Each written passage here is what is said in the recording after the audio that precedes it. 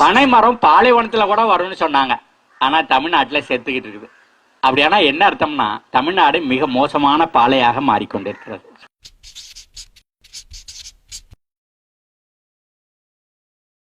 ஏன் இது நடக்குது? இந்த விவசாயத்துல பயன்படுத்துற ரசாயனங்கள் நம்ம சுற்றுச்சூழலா பாதிக்குது.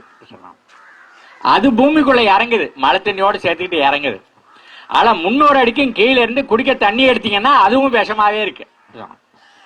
எங்கெங்கேயோ சுத்தி அந்த புல்லு வைக்கோல் இதை திங்கிற மாடுக்குள்ள விஷம் போயிடுது.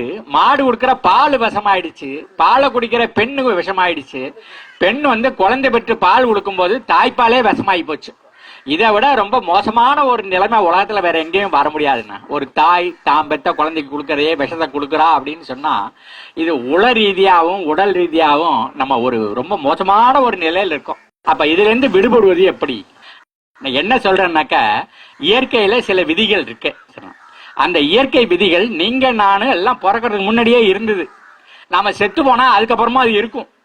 அந்த இயற்கை விதிகளை மட்டும் நம்ம தெரிஞ்சுக்கிட்டோம்னா போதுமானது.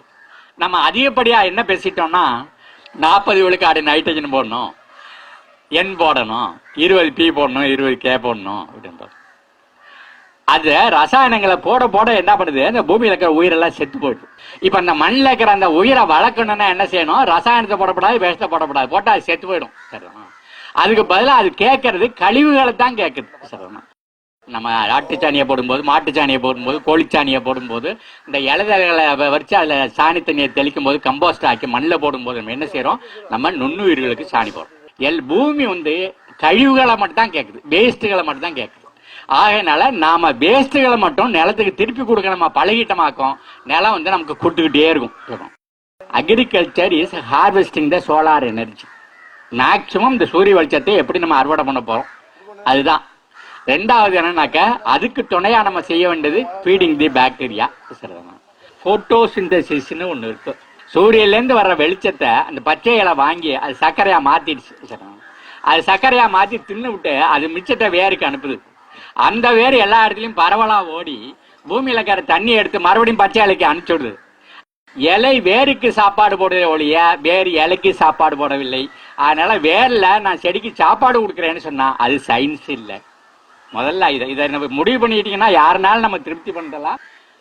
அப்ப நம்ம ஆட்டுச்சாணி மாட்டுச்சாணி இதெல்லாம் மண்ணில் போடுறோமே, அப்ப அது என்ன அப்படின்னா, அது என்னன்னா அந்த மண்ணில் இருக்கிற நுண்ணுயிர்கள் பாருங்க. நிறைய பாக்கெட்ல போட்டு விவசாயத்துலாம் கொடுக்குறோம். அசோஸ்பெயிலுங்கிறோம், ரைசோபியோங்கிறோம், பாசோபாக்டீரியாங்கிறோம், சூடோமோனாஸ்ங்கிறோம். அதெல்லாம் கண்ணுக்கு தெரியாத உயிர்கள். அந்த கண்ணுக்கு தெரியாத உயிர்கள் காத்துல இருக்கிற நைட்ரஜன் எடுத்து செடிக்கு சப்ளை பண்ணுது.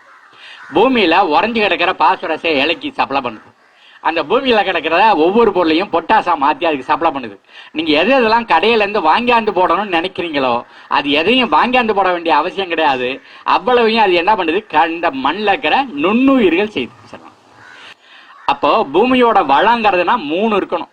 ஒன்னு physical property of the soil, நிலம் பொலபொலன்னு இருக்கணும்.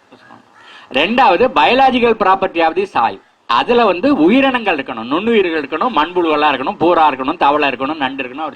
மூணாவது இவைகள் எல்லாம் வேலை செஞ்சதுன்னா செடிக்கு வேணுங்கிற எல்லா ரசாயனங்களும் மண்ணில் வந்துடும். அதுக்கு பேரு chemical properties. Physical property, biological property, chemical property, 3 சேர்ந்தாதான் நில வளம். அந்த நிலம் தான் நம்ம செடிகளை வளர்த்து நமக்கு வேணுங்கிறலாம் வாரி வாரி கொடுக்கும்.